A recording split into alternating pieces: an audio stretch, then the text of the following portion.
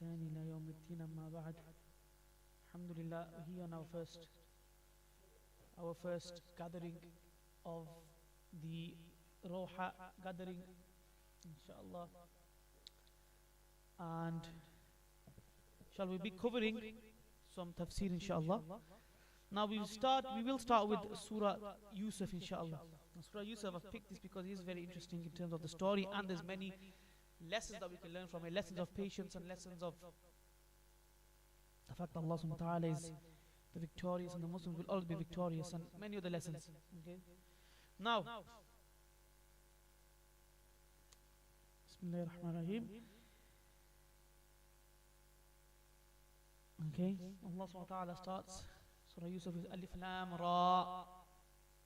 Alif Lam Ra, these are called Huruf al-Muqatta'at. Now, Huruf al-Muqatta'at, okay, these are letters at the beginning of some chapters of the Qur'an, and we don't actually know the meaning of this. There are some scholars who've tried to give it meaning. Some say it could mean some of the names of Allah subhanahu wa ta'ala, but realistically we don't know the meanings. Now it's not just, they're not just sitting there because Allah ta'ala chose to put them there, no. But there is a meaning to them, but we will find out inshallah in the hereafter. We don't know the meaning right now.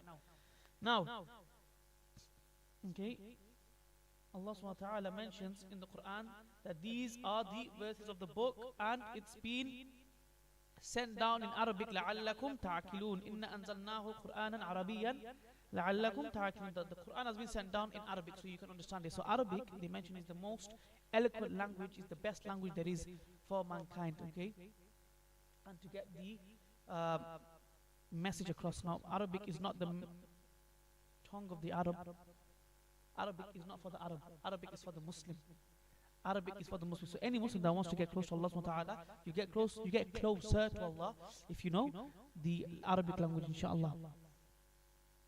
Now Allah ta'ala then continues and He says that we relate to you the best of stories. Okay, so we give you the stories through the revelation of the Qur'an. Okay, نحن نقص عليك أحسن القصص. That we give you the best stories. So the Qur'an is essentially why it is filled with stories. Again, we just inshallah quickly go through the surah. Is very long, we're trying to complete it. No, it's mentioned one of the Sahabi, he looked at the Bible, so you can remember this. He looked at the Bible and he looked at the Bible and goes, this is interesting. He looked at the Bible and goes, this is quite interesting. The Prophet got angry. He goes, do you think this is interesting? Everything I've brought, that's enough for you. The Quran is enough. You don't have to look into a Bible like, yeah, whatever he said, that's interesting. Again, the Bible has been changed and things like that, okay? Now, Prophet Yusuf alayhi salatu wasalam, okay, he is a prophet. His father is a prophet, and his whole generation is a prophet, and they come from Sayyidina Adam alayhi salatu wasalam. Now the story of Yusuf alayhi salam is a very, very, very, very interesting story. Again, it's one of the most famous stories of the Quran. Okay, now Yusuf alayhi salatu wasalam, okay, he was known for being a dream interpreter. He had dreams. Now the dreams, there are 46 things a person needs to be a prophet, okay, and no one has them except all humankind. They have one thing, is dreams. That's why dreams, anytime you see dreams and things like that, they can come true, or there's a meaning behind it. That's why we have dream interpretation. Now Yusuf alayhi salatu wassalam, he was a person who could see dreams, and he saw a dream one day. He was called Yusuf li abihi ya abati. That Yusuf alayhi salam said to his father, inni ra'aytu ahada ashra kawkaba, that I saw 11 stars, okay, and shams wal qamar, and I saw the moon and I saw the sun giving sajda to me, prostrating towards me. So 11 stars and the moon and the sun, all of them were prostrating towards me. And Yaqub alayhi salam, his father, he was a prophet as well. He wasn't a person who was a jahil, who was an ignorant person, of course.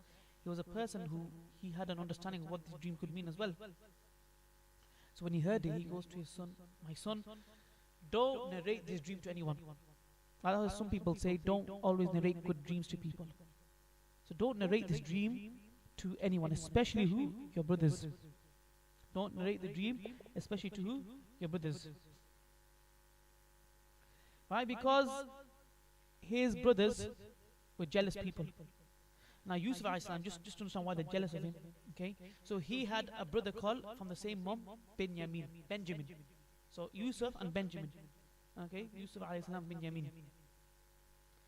So those were from the same mom.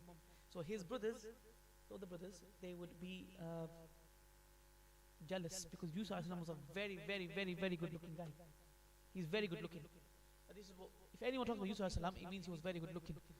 Now Yusuf alayhi salatu wasalam, because he was good looking, sometimes that did cause him some problems. It did cause him some problems. Like this.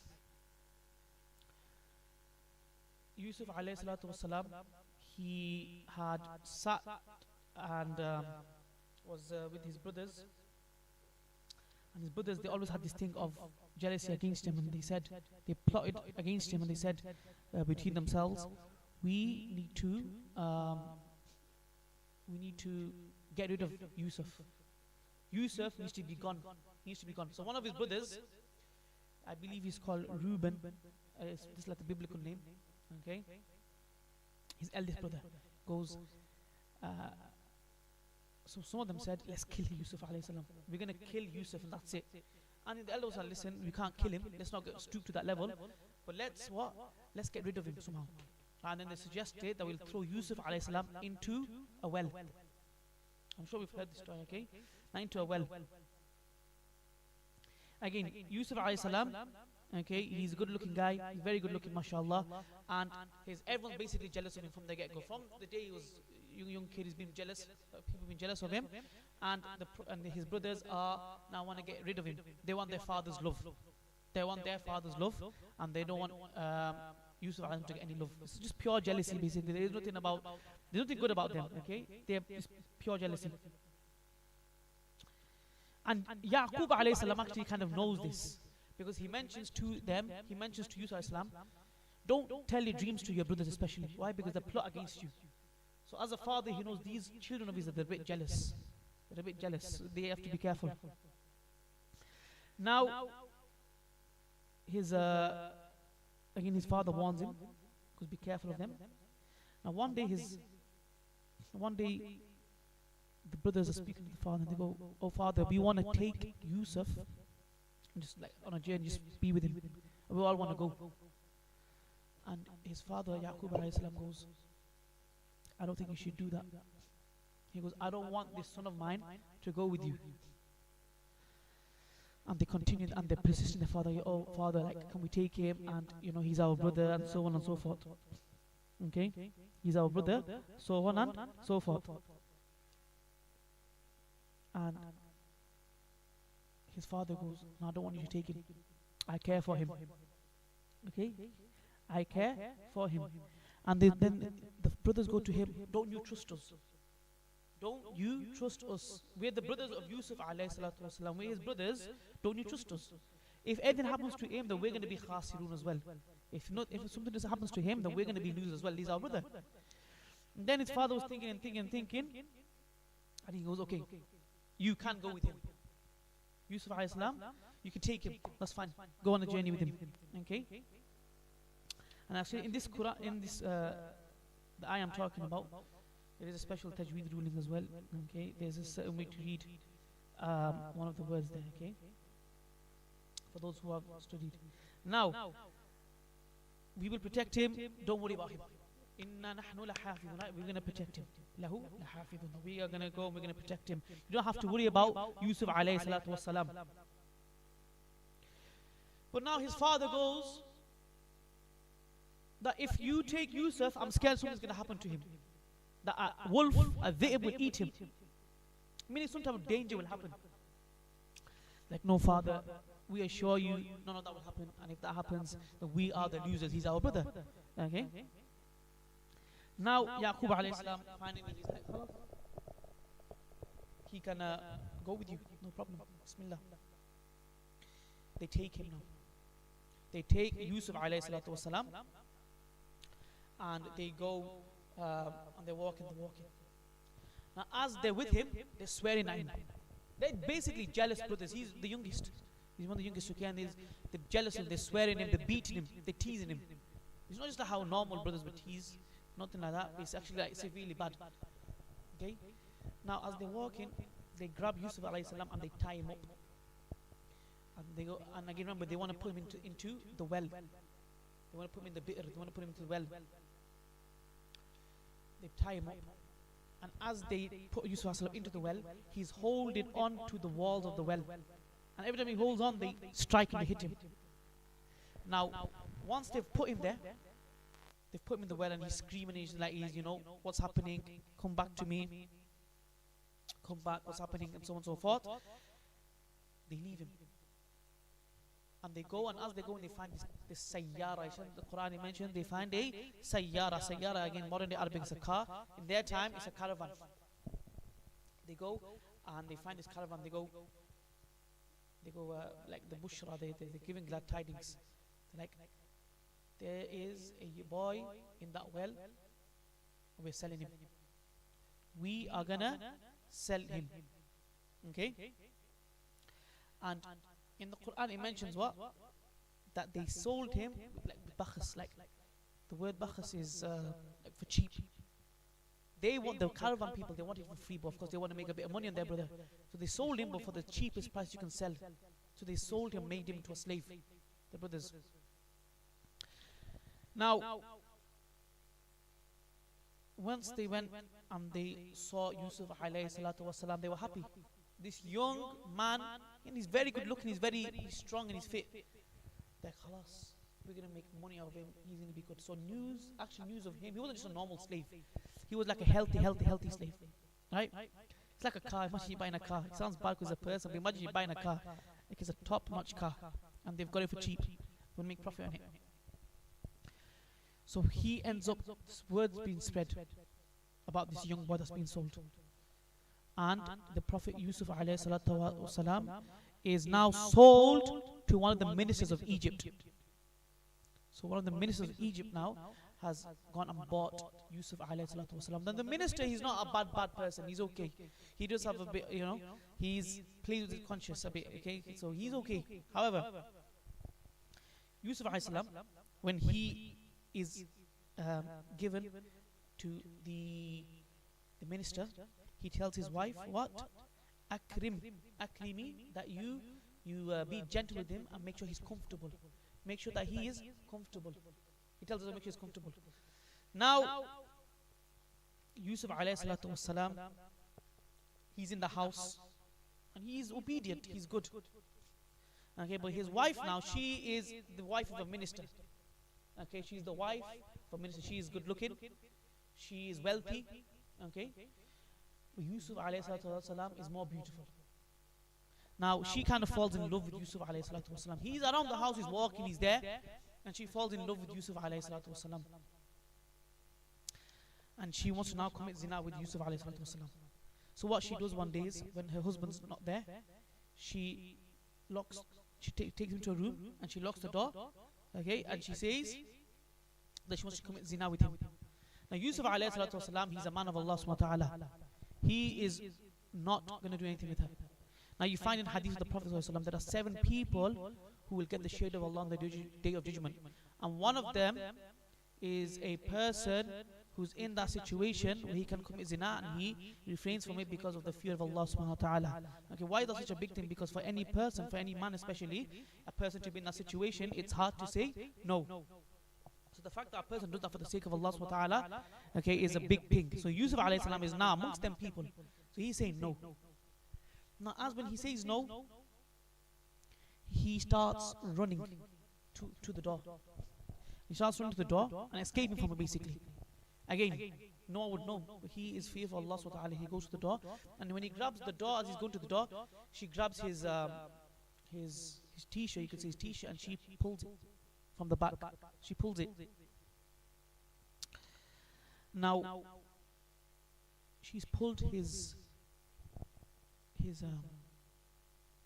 t-shirt, and as she's pulled it and he's opened the door, her husband, the minister, he walks in the room. And now when she's seen her husband, she's like, oh, look what he's trying to do with me. She's playing the victim, she's playing innocent. Okay, so she's there, she's playing the victim. Look what he's trying to do to me. Of course, this is something which has to be, he has to be in prison for, and so on and so forth. Now he's thinking about it. He's looking at his wife, he's looking at Yusuf alayhi salatu wasalam, and there's another person in the house, another wise person, and comes and says, how about this? If the tear is from the back, then it's her fault. And if the tear is from the front, then it's him taking his own clothes off. Okay, so it's his fault. Now they come to the investigation that it's from the back. Therefore, Yusuf alayhi salam is not in the problem, and it's the minister's wife. So the minister now says to Yusuf alayhi salam, he goes, forget what happened here today. Because forget what happened here today, and don't say this happened to him. This didn't happen. This had never happened, basically. He says this, and she's like kind of forgiven, because he can see Yusuf as a good-looking man, and he's been in the house all this time. Now going back to Yaqub alayhi salatu wasalam, okay, this is where Yusuf alayhi salatu wasalam is now. His brothers have gone back to his father and said, you won't believe us, oh father, you're not going to believe us. But what happened, right? The wolf ate him. Now if they had a bit of common sense, okay, they would use it, because they had got they got a t-shirt, they filled it with the sheep blood, and they gave it their father, and they go, look, this is his t-shirt. But the t-shirt had no rips in it. The t-shirt wasn't ripped. And Yaqub doesn't need to know if the t-shirt is ripped or not. He knows, khalas, yani, he's a prophet of Allah subhanahu wa ta'ala. They have knowledge of this. And he goes, okay. And then he said, I don't believe you. He goes, Allah is a musta'an. He is the one that we seek help from. And whatever happens has happened. And I will be I will have sabr. I will be patient. And inshallah, whatever happens will happen. So he's relied on Allah subhanahu wa ta'ala. Again, he's a prophet of Allah subhanahu wa ta'ala. Now Yusuf alayhi salam, he's with the minister, and whatever's happened has happened. And Yaqub alayhi salam is mentioned that he cried so much that he went blind. Yaqub alayhi salam, he got so upset that he cried and he went blind for his son. Again, shows the love he had for Yusuf alayhi salam. Now, the minister's wife, she's not done with Yusuf alayhi salam. For her, she's like, no. Again, she's like a prime minister's wife. Okay, she's a minister's wife. She goes, I'm going to get what I want. I'm going to get what I want, and I want Yusuf alayhi salam. She now, if the situation which happened in the house, again, people talk, right? People talk, and they rumors spread, and so on and so forth. So what has happened now? Yusuf alayhi salam and the whole incident what happened with him has spread outside. The minister's wife was doing this, and it's shame to the minister, and he's heard this, and right, and she's heard this kind of ego. It's a blow to her ego. It's a blow to her ego that she, tried to commit zina with some of the man, and it didn't work, and so on and so forth. And people are talking. She goes, you know what I'm going to do? I'm going to invite all the women of the town, the big women of the town, the well-known women. I'm going to have a banquet with them, have a party with them. Okay, so she invites all these women. They're sitting down, and they're enjoying the eating, and she hands this fruit to them, and a knife, okay, and this, they start cutting them the fruit and so on and so forth, and to eat the fruit. Now she goes to Yusuf. Before this, you will come out when I tell you to come out. And she called Yusuf alayhi salam.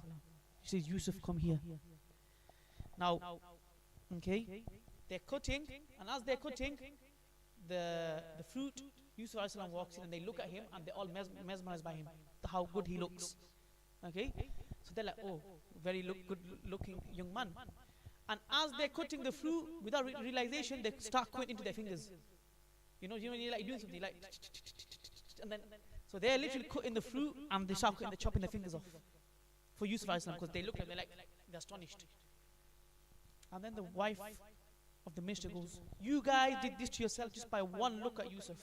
I was living with this person. So she's trying to prove a point. Now she's there, and she goes to Yusuf again. She's trying to pursue him again, and she says, I now want you again. And all the women are there. And now Yusuf alayhi salam is looking at them, and he's like, he asks Allah subhanahu wa ta'ala, please save me from this. And he goes, I would rather, prison would be better for me than this. Now if you think about it in the dunya perspective, no. Dunya perspective, khalas, he's a happy man.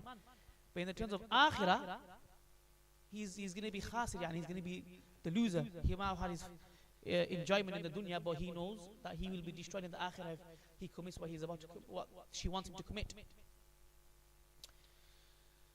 So now he denies her again. So this is now look, this is a woman of power. She's the minister's wife. She gets everything she wants. Now twice, the first time, right, she tried to hide it. She got a bit embarrassed with her husband. It blow to her ego. The second time, now there's women there. There's other women there. And there's another blow to her ego. She's like, okay, this time, okay, you're definitely going to prison. You're definitely going to prison. So she goes to her husband that night. She persuades her husband, and she goes, the best way to close this situation off and to not make us look bad is to put him in prison, to show people as if he did something he wanted me.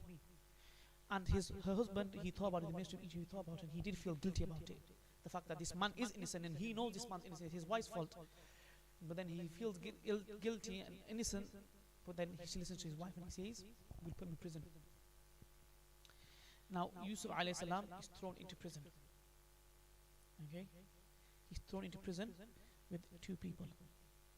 Inshallah, we're going to leave that part of the story there, but just going back to what's happened so far. Okay, we'll continue what happens when he's in prison tomorrow. But before that, okay, if we see Yusuf alayhi salatu wasalam, he is now a person who is beautiful. That's his main thing, yani. Right? It says in the Isra wal Mi'raj, the Prophet went to the sky and he saw Yusuf alayhi salam, that he said that he was granted half the beauty of the world. Now the ulama, they speak about it and they go, who's more good looking, the Prophet ﷺ or Yusuf alayhi salam? They go, if Yusuf was given half of the world, the beauty of the world, the Prophet was given the entire beauty of the world, right? So that's the Prophet ﷺ. And Yusuf alayhi salam, he had sabr. His sabr was on another level. Why? Because out of the hardship he had with the minister and his wife, well, the minister's wife, he still held himself from committing zina, because the minister's wife was very beautiful as well. So he held himself in that sense, and the fact that she was bad, he was treated badly. At one point he was treated badly when he was accused. This was being treated badly from the people, okay, and the fact that he was thrown to prison. So Yusuf alayhi salam, he's taught us sabr, and Yaqub alayhi salam has taught us sabr. Both of these prophets now have taught us sabr. And now, of course, Yusuf alayhi salam is from the descendants of Ibrahim alayhi salatu wassalam, and her name, I believe, was Zuleika. The minister's wife was called Zuleika, and she is the one who was plotting all of this. Okay, and I think this is a very, for the youth, this is a story which needs to be heard about, because our youth now is not like that. The first chance they have to text someone or do something haram, they're taking it. Or the first chance they have to go college or uni and meet someone and do this with someone, they're there. Okay, but Yusuf alayhi salatu wasalam, he would not have been caught. He was a man who could have got any, again, this is Yusuf, so we have to be respectful, but if you were to put him in modern day, he is a guy who could get any girl he wanted. Right? Because the women just chopped their fingers off for him. Literally, they looked at him and they don't know what they were doing. They were mesmerized like that. But even then, Yusuf alayhi salam was a person who had immense sabr. And that is something, this type of thing is something which is in every single human being. Okay, but he held that feeling of his and he denied her. So I think that is one of the most important things we can take from this story. Again, there is sabr and this and that. We find these concepts in other stories, but this specifically, this story, the fact that he withheld himself from committing zina is a big thing. We find that Umar radiallahu anhu, when he used to see the people, he said, you committed zina, and the Sahabas would say, you haven't committed zina. He goes, you committed zina of the eyes. That is zina of the eyes. Forget actual zina, zina of the eyes. So Yusuf alayhi salam, again, he was in a situation where he would commit actual zina. We find that a person should keep themselves from committing zina of the eyes, the arm, the limbs, whatever it may be. Okay? They mention as well that, I can't remember if I've seen it, and I'm sure many of us have heard it, that the way they, I believe it's the call of Salahuddin Ayyubi. Okay? This, I've read it somewhere, but to destroy a nation, the first thing he would do is introduce women to it. or along those lines, meaning you would corrupt the minds of the young men, okay, like that, and put them into these desires. Now, if you look in our day and age, okay, where everything's widespread, everything's okay, the state of the world and the state of the ummah is in a bad state, okay, and because of reasons like this, okay, it's because of reasons like this. So I think one of the greatest lessons we can take from Yusuf alayhi salam's life is the fact that he withheld himself from zina, okay, and then of course we have the sabr and everything else with that. And as we go through the story, you will find more and more messages and meanings, right? One of them is, you can do what you want in life, or any person can come in life and do what they want with any Muslim, but at the end of the day, Islam will prevail. You find Musa alayhi salatu wasalam, okay, the Fir'aun was killing every child, but then the person who was destined to finish him off a group in his own house. You find these brothers of Yusuf alayhi salatu wasalam wanted to destroy him, but you find they're the ones who will respect him at the end of the day. Okay, you find the Prophet sallallahu alaihi wasallam who was being boycotted and destroyed. They tried to destroy the Prophet sallallahu alaihi wasallam. You find at the end of the day, he takes from Yusuf alayhi salam's message and he forgives all the people, and he becomes the, somewhat leader. So again, وَمَكَرُوا مَكْرَ اللَّهِ خَيْرُ الْمَاكِرِينَ. They'll plan and they'll plan and plan. Allah subhanahu wa ta'ala is the best of planners. So whatever's happening in the world now, Allah subhanahu wa ta'ala will allow us and to prevail, inshaAllah. And we ask Allah subhanahu wa ta'ala to keep us on the firm path, on the path of Yusuf alayhi salatu wasalam, and to stop the spread of widespread zina in our communities, and to keep the month of Ramadan as a training camp for us, so we can stay away from these things. Because we always hear, oh, I'm not gonna, if someone is in a relationship with someone, I'm not gonna see her, I'm not gonna see him for a month, but then after a month, khalas, it's back to normal. That itself is zina, okay? That itself is zina, okay? Now everyone in the room is, not many people are laughing, okay? So everyone does have a understanding of that concept, okay? So that is a very, very big problem in our communities. We ask Allah subhanahu wa ta'ala to save us from the fitna, okay, of a woman, bad woman, right? Because the Prophet sallallahu alaihi wasallam says in a hadith that the best ni'mah, the best blessing that a man could have in this world is a good imra salih, is a righteous woman. We ask Allah subhanahu wa ta'ala to protect us from the whispers of the shaitan and the whispers that he inflicts upon the community, so they commit blasphemous acts, inshallah. Sallallahu alayhi wa sallam Muhammad wa ala alihi wa ashabihi ajma'in. Assalamu alaikum.